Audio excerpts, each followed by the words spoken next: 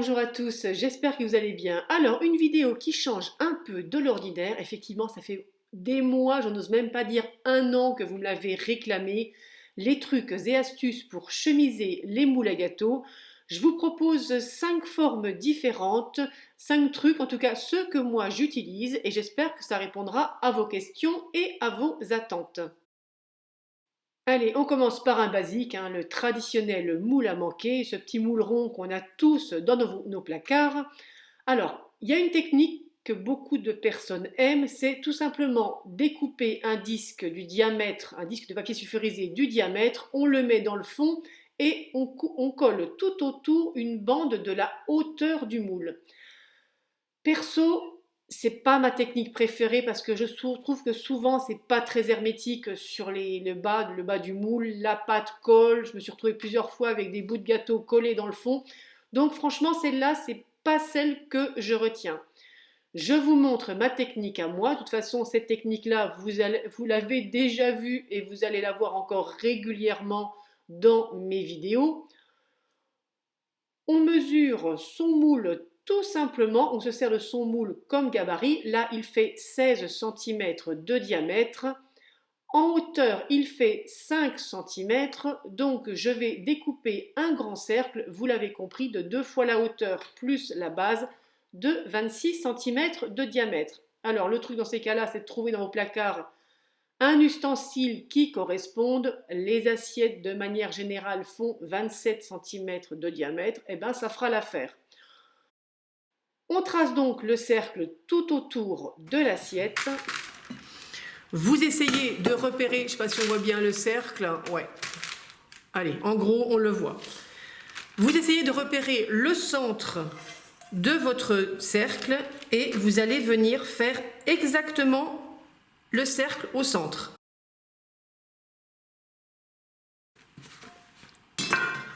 On découpe le grand cercle.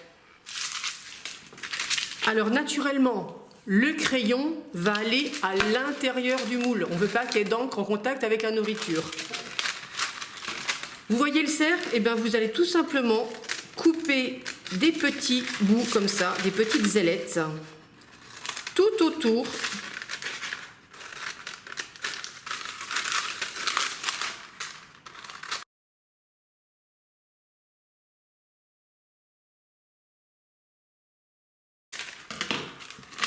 Donc là, on est d'accord, l'encre est de ce côté-ci. Vous appliquez votre moule comme ça, votre papier, pardon. Vous appliquez votre papier à l'intérieur. Pour l'instant, ça se referme, mais quand vous allez couler votre pâte, petit à petit, la pâte va s'écarter. J'essaye de vous trouver dans les vidéos des gâteaux que j'ai fait comme ça et je vous le mettrai le résultat et le résultat à cru et à cuit. Voilà, ça c'est franchement ma façon préférée de chemiser les moules à manquer.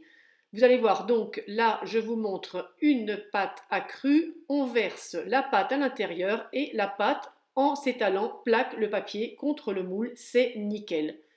Et pour le démoulage, eh ben, c'est parfait, vous le sortez du four, c'est tout chaud. Il reste juste à prendre le papier, à le retirer du moule. On écarte les ailettes. Franchement, ça colle pas. Enfin, moi, j'adore cette technique, quoi. Il reste plus qu'à faire glisser le gâteau sur la grille et à le laisser refroidir. Et là, je suis en train de spoiler toutes mes vidéos à venir parce que je vous montre les gâteaux finis avant qu'ils soient en vidéo. Ça marche aussi naturellement avec les recettes salées. Ça, c'est la frittata que j'ai mise en ligne hier.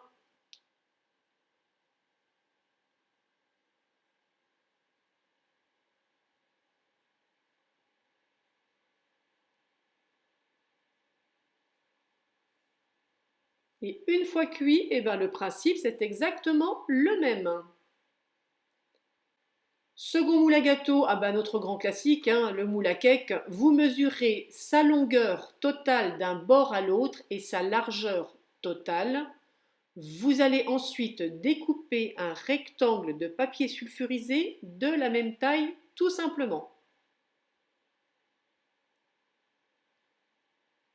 Vous l'appliquez sur votre moule à cake, vous marquez bien les bords pour qu'il s'applique bien, qu'il s'adapte bien.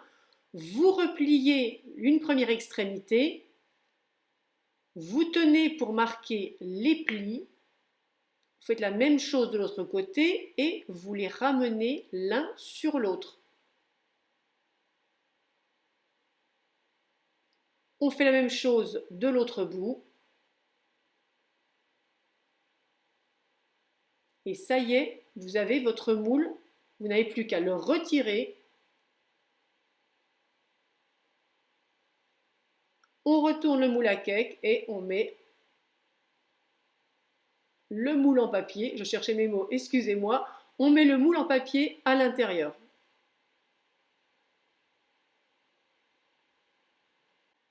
Alors, vous coupez ou pas l'excédent de papier. J'aurais tendance à dire à la limite, laissez-le, ça sera plus facile pour démouler le cake à la sortie du four quand le moule est chaud.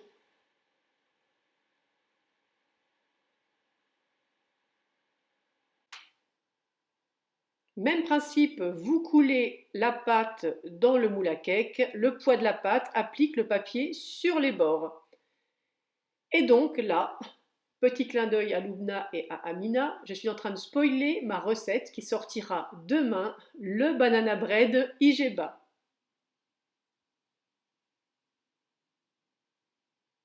Naturellement, je le dis et je le répète, à chaque fois que vous sortez votre gâteau du four, vous le sortez immédiatement du papier sulfurisé pour qu'il n'y ait pas d'humidité qui se forme et que votre gâteau soit plein d'eau.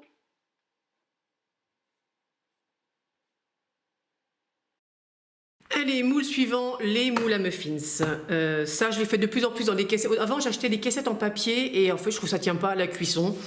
Donc, je chemise maintenant mes empreintes en silicone et puis comme ça me fait des jolies petites caissettes en papier. Donc, mes moules, mes diamètres, ils font 6 cm de diamètre. Donc, j'ai détaillé, j'ai tracé des carrés de 14 par 14. Je découpe les carrés et je vous retrouve. Alors, le plus compliqué dans l'histoire, c'est de trouver quelque chose du même diamètre que les muffins. Donc, pour moi, c'est tout simplement 2 moules à cannelé qui ont servi la semaine dernière encore. Donc, je mets ça de côté. Vous prenez votre petit carré, toujours le stylo à l'extérieur. Vous le pliez dans la diagonale.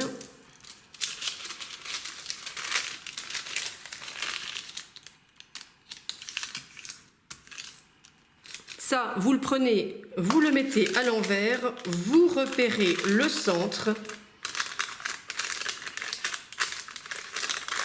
Et on va tout simplement replier sur les plis. On se sert des plis pour replier en épousant la forme du moule en dessous.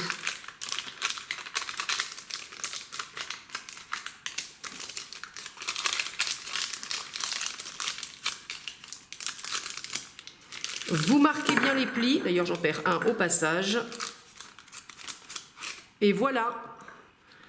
Vous n'avez plus qu'à le mettre à l'intérieur. Vous le tassez un petit peu, mais franchement, il a déjà bien pris la forme.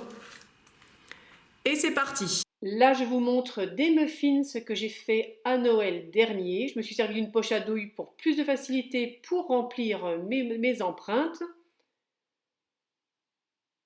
Cette vidéo, voilà, vous la retrouvez sans souci sur la chaîne. Donc, c'est les petits muffins saveur panettone. Et franchement, je trouve que ça fait tout de suite plus sympa quand on sert les muffins dans leur papier.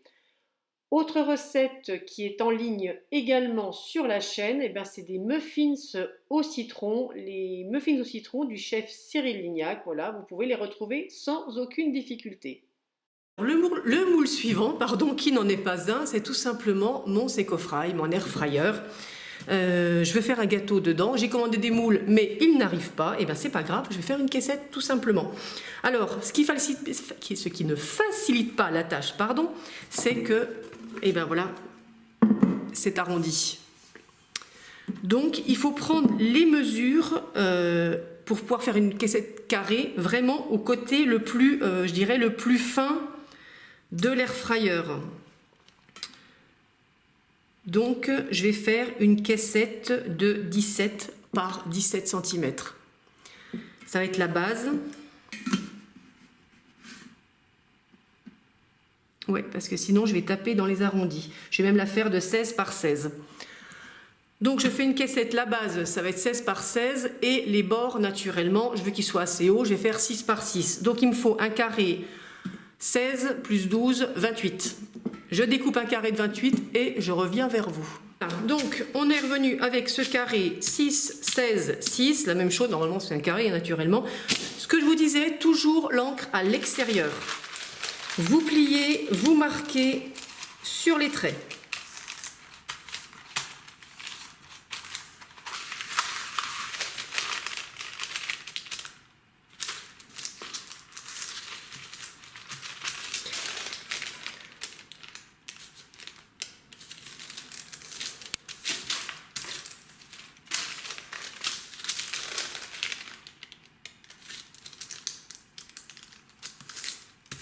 Voilà, donc on a la base de 16 cm. Donc je vous montre. Il faut venir appliquer ce trait-là sur celui-là, ce pli-là sur ce pli-là. Mais vraiment jusqu'à la base du carré. Quand c'est fait, hop.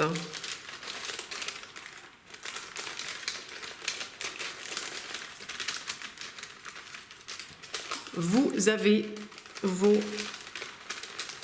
votre pli marqué. Alors, moi je vous donne ma petite astuce pour pas que ça se barre à la cuisson. Le petit système D de la cuisinière. Je bloque tout simplement avec un trombone. Allez, c'est parti, on fait l'autre côté de la même façon. Vous prenez les deux bords, vous pincez et vous repliez. Attention, il faut toujours le replier sur l'extérieur. Le petit trombone qui va bien. Alors naturellement, je ne vous l'ai pas précisé, vous n'utilisez pas des trombones plastifiés, vous prenez des trombones en métal.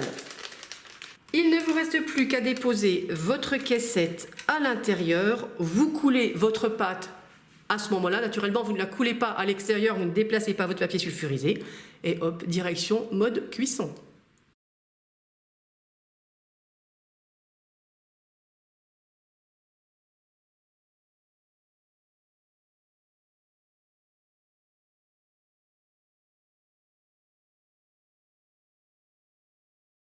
Et là, je suis encore en train de spoiler un gâteau qui n'est pas publié sur la chaîne. Mais c'est pas grave, le principal, c'est que vous voyez le résultat.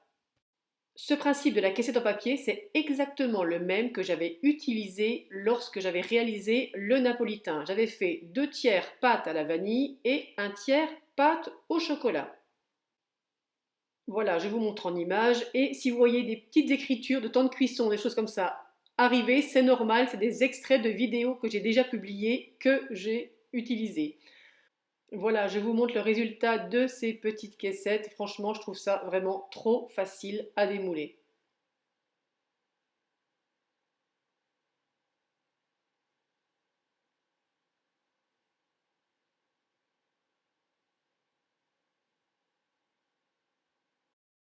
Je vous mettrai sous la vidéo tous les liens vers les recettes que j'ai déjà publiées. Allez, pour la recette suivante, c'est tout simplement un entremets, une recette que j'ai publiée dernièrement. Alors, pour un entremets, on doit tout simplement congeler l'entremet pour pouvoir réaliser un glaçage miroir par-dessus. Dans ces cas-là, j'utilise un cercle et je viens tendre le plus possible un film alimentaire. Il faut vraiment qu'il n'y ait plus aucun pli pour avoir un joli résultat sous le glaçage. Voilà, on peut jouer du tambour sur le film. À l'intérieur, je mets une bande de film rhodoïde. Alors, le plus compliqué, c'est de bien l'attendre pour vraiment qu'il n'y ait aucun pli sur l'entremet.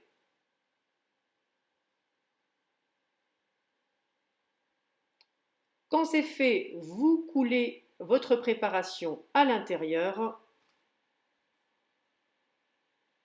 Direction le congélateur.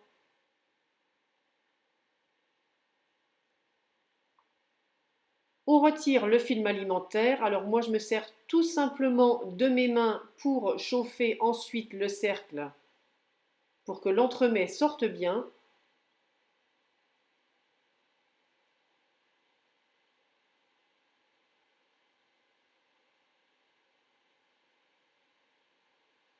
On retire la bande rhodoïde du tour et il n'y a plus qu'à passer au glaçage.